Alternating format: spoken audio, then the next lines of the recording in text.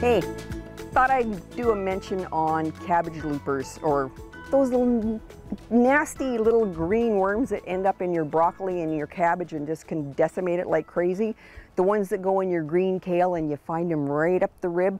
Only if you look really, really carefully. Sometimes you have to get your finger in there and you're going, oh no, I didn't see it, but yep, there it is. Those lovely little schizoid moths, those little white cabbage butterflies or cabbage moths that you see flitting around right now. They are getting busy. They want to do the bum butt on your brassicas, on your cabbages, and when they do that, they're dropping off little eggs. Now these guys are usually kind of a creamy white to yellow, and they're typically on the underside of the leaf and singly. You won't find them all clustered together. There'll be one over here, there'll be one over there. Easiest way to get rid of those little green worms, get rid of those eggs. Just wipe them off. You're done. You've solved the problem before it even started. Just make sure that they are single though, because ladybug eggs look really similar. They are long, they are yellow, but they're usually in a little group of like 10 or 12. So if you see them grouped like that, err on the side of caution, see what happens. If you do have them, you can, and I'm talking about the moths, there are two different kinds. There's the ones that you get from the little white cabbage moth that flits around, but there's also a nocturnal brown moth who does the same thing, and those are what you get the loopers from. They're a little bit skinnier and they inch along just like those storybook caterpillars. If you have a large garden, you can use something like this. This is a bug screen.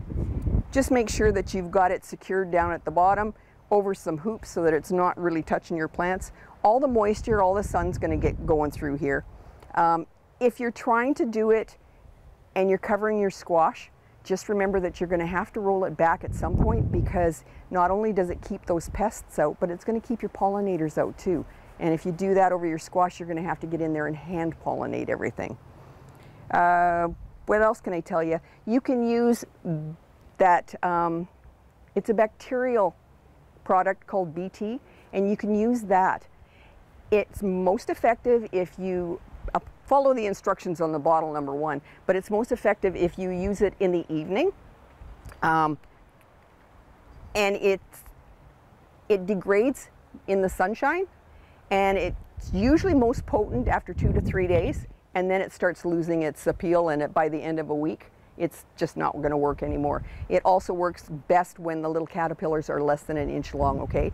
If they're bigger, it's not really effective, and it just stops them from eating.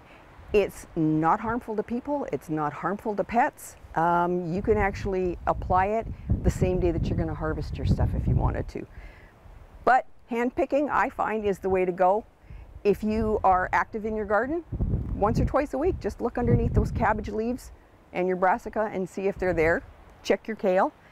And, oh, and one trick that I've learned is, if you want, plant those blue and purple cabbages and the red ones, because apparently they don't attack them as much. And they're not sure whether it's because the worms find it easier to hide on the plain green veggies, or if it's because those other plants are so full of a certain flavonoid that is actually slightly toxic to them, so they stay away from it. So I'm sorry, but I'll eat green cabbages if I have to, but I'm gonna lean towards the purple ones, and whatever the blue one looks like, I'm gonna check it out. But that's it for the loopers. If you can get ahead, get the eggs. Use your screen if you have to, if you've got a really big garden. Or the BT if you see it and they're already in there and you just don't want to pick them because they're really kind of gross and gushy. All right, thanks, bye.